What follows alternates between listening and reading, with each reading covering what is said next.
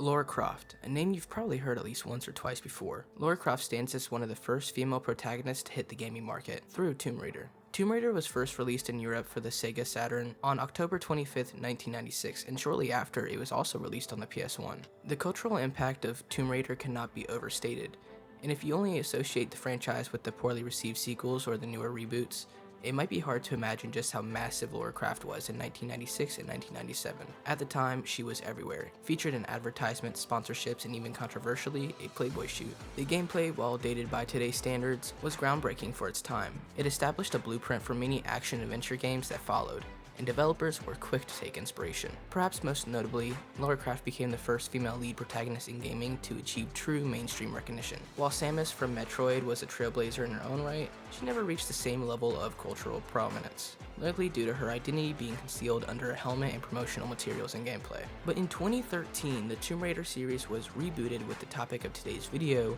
Tomb Raider, a grittier take on the original Tomb Raider series, which some people like to call a Last of Us clone, but actually Tomb Raider was released 2 months before The Last of Us did on the PS3. But even so, the games are so fundamentally different, calling either one a clone is just blatantly wrong. For example, one of my absolute favorite parts of the Tomb Raider series are the high intensity action sequences, where you're pushed into quick time events while parkouring around your surroundings, being destroyed. There are several of these all sprinkled throughout the game, and it's definitely the highlight of all the Tomb Raider games. Tomb Raider is iconic in many ways, you'll see me mention several throughout the video, but Tomb Raider is definitely the game that introduced me to the amazing world of third-person survival shooter games. If it wasn't for Tomb Raider, I probably never would have played some of my absolute favorite games like the Resident Evil franchise or The Last of Us. And just like those games, the story of Tomb Raider is fantastic in my opinion.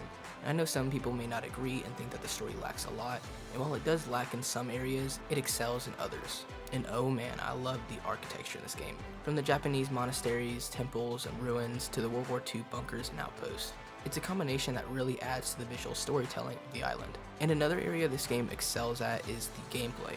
And even though it's pretty basic, for a game from 2013, it does the job wonderfully. And one of my favorite parts about the combat is the ability to dodge enemies using melee weapons, and dodging shielded enemies to gain an opening on them. And there's even a silent takedown.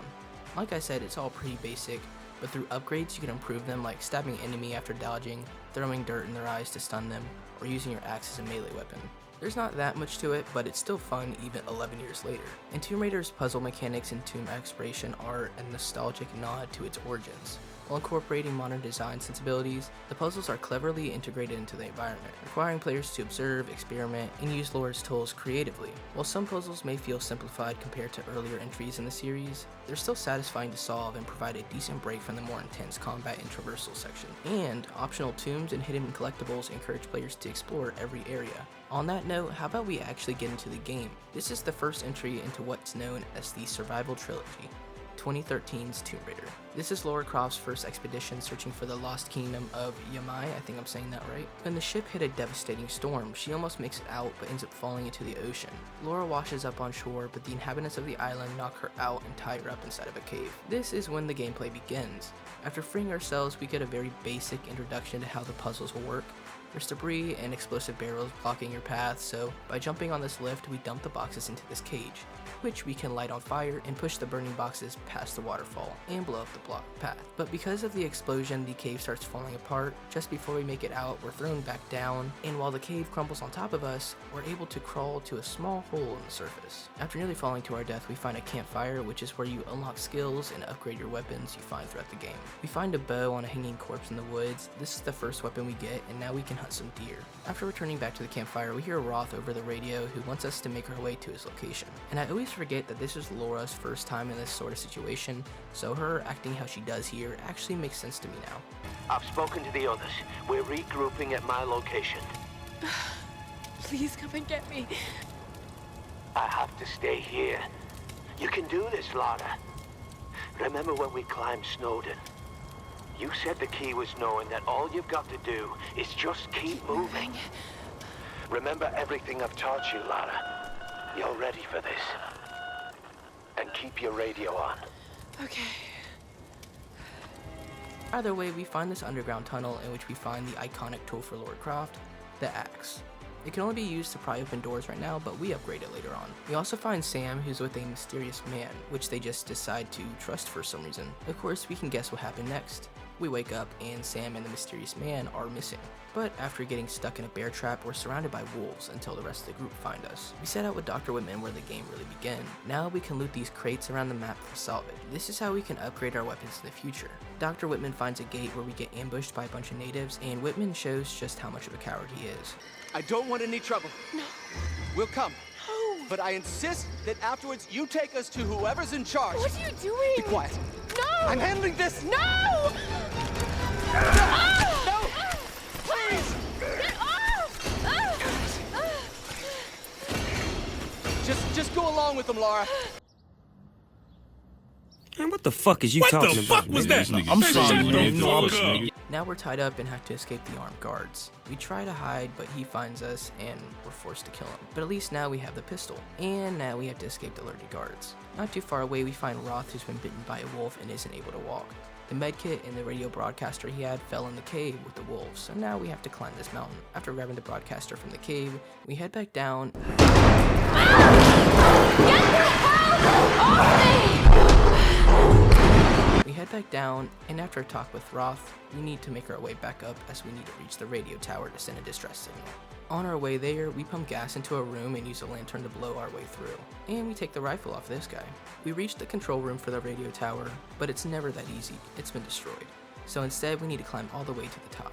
Well, first we need to reach the radio tower, except this big guy is blocking my way. These are kinda like mini bosses. You can dodge them and they don't really pose that much of a threat. After climbing up this sketchy ladder, we finally reach the top of the tower and send out a distress signal, which actually gets picked up. When the plane finally arrives, a storm appears out of nowhere and crashes the plane.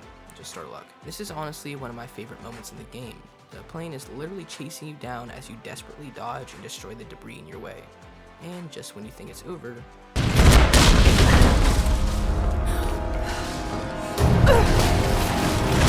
right as we get on steady ground, the pilot parachutes in front of us and we make our way across the houses as they start falling apart.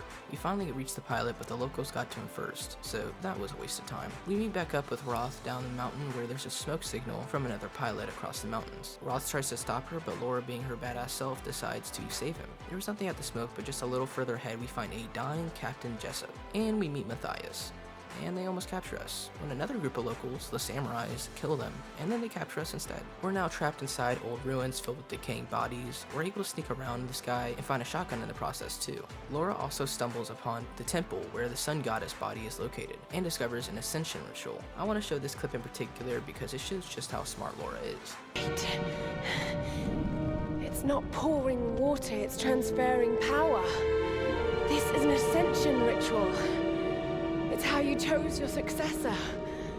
It's pretty cool. And we have another run-in with this fellow. Traveling around this crumbling building and right through the collapsing bridge, we're finally free and Sam calls Laura over the radio. We finally learn that she was indeed kidnapped and is hiding inside the Japanese palace. On the way to the palace, we arrive at one of the most annoying sections in the game, one I died at many times. Finally, at the end of this many painful restarts, Laura lands in a very unstable plane. Luckily, she's able to grab the parachute in time, and in one of the coolest moments in the series, we maneuver through the trees. The landing isn't too great though.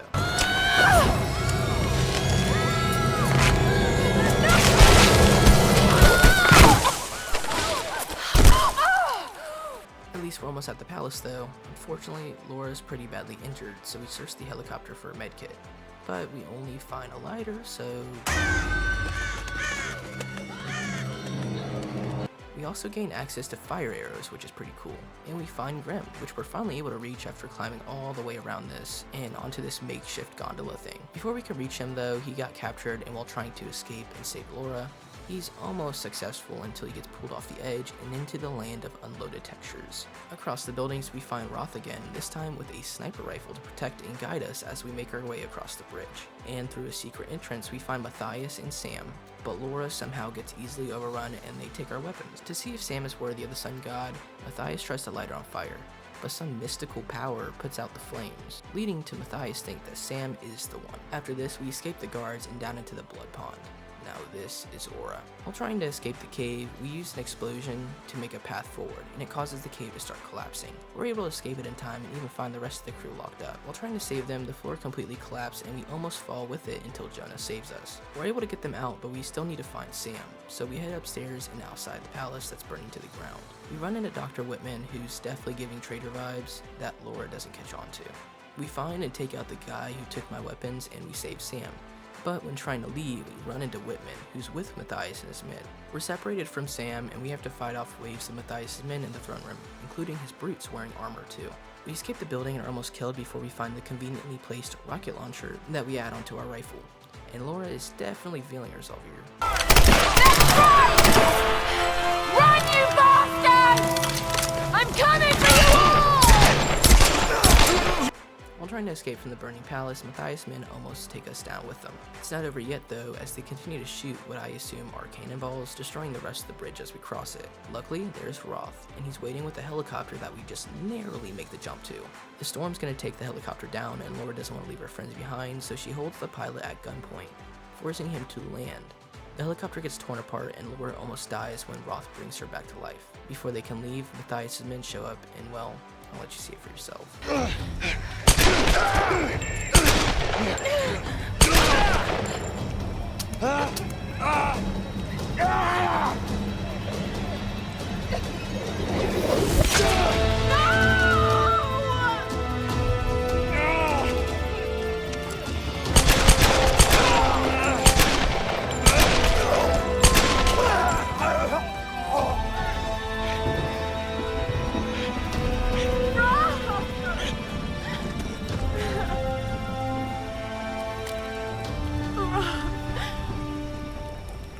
I can't do this without you. I'm sorry, Lara. I'm sorry. You can do this. Lara Croft. Roth is going out how he lived. A badass. The rest of the crew arrives, and Reyes reminds me why I hate her. Is she okay?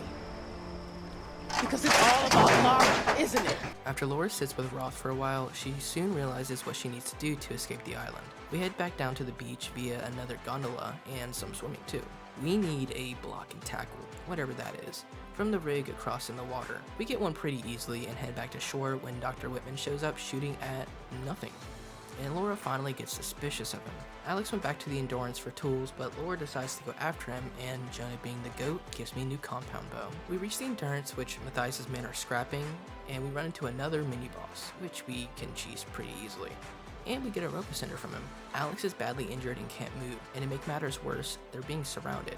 Alex sacrifices himself for Laura and the tools. Once we're clear, Alex blows up the room. This leads to the entire ship falling apart though. Luckily, we picked up that rope ascender or we would be dead. We arrive back at the beach and Reyes gives me another reminder why I hate her so much. Seems anyone caught with you has a pretty low survival rate. Reyes! Better keep your distance then. And again. Once we're ready to leave, we're leaving. Whether you're back or not. I won't leave without you. At the top of the research base, we find a samurai who committed seppuku, and Laura learns that Himiko's soul is trapped in the decaying body. So to stop the storm, she needs to destroy the body in the ritual chamber. So we make our way back to the beach where Reyes was shot and Dr. Whitman kidnaps Sam. Laura convinces Reyes to take the boat inland to the ritual chamber. We get inside and sneak by tons of samurai, killing a ton more. When Laura finally figures out the truth, Vessels. It's not transferring power, it's transferring a soul. All these queens, they're all you, Himiko. we climb our way to the building and onto the rooftop. Matthias tries to transfer Himiko's soul into Sam.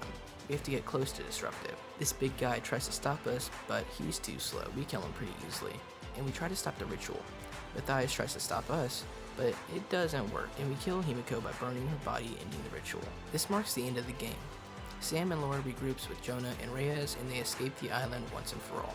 Except for this ending cutscene, which I guess hints at a second game, even though I'm pretty sure the second game takes place a long while after this. Anyway, in conclusion, this game is awesome, and no matter how many times I play it, I always have a ton of fun with it. The story isn't the greatest story in gaming, but it does the job it needed to do. And the gameplay is incredibly fun, even for a game made in 2013. With that being said, I hope you guys all enjoyed today's video. If you have, make sure to drop a like and subscribe. Also, make sure to use code GOLDEN at checkout at Rogue Energy. The link will be in the description. Also, I plan to cover the rest of the Survival Trilogy and hopefully the original 1 through 3 remasters as well. So look out for that. Anyway, I'll catch you all next time. Peace out.